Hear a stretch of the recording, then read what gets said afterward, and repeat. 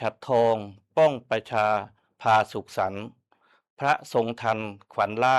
ฟ้าสยามทุกไทยท่วนล้วนเป็นสุขทุกย่ำยาม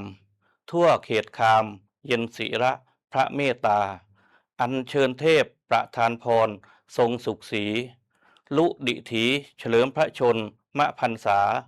ร้อยดวงใจใส่เกล้าวชาวประชาพระผ่านฟ้าขอพระองค์ทรงพระเจริญด้วยเกล้าวด้วยกระหม่อมขอเดชะข้าพระพุทธเจ้านายสานิตปรากฏมากท่องเที่ยวและกีฬาจังหวัดยะโสธรพร้อมด้วยข้าราชการและเจ้าหน้าที่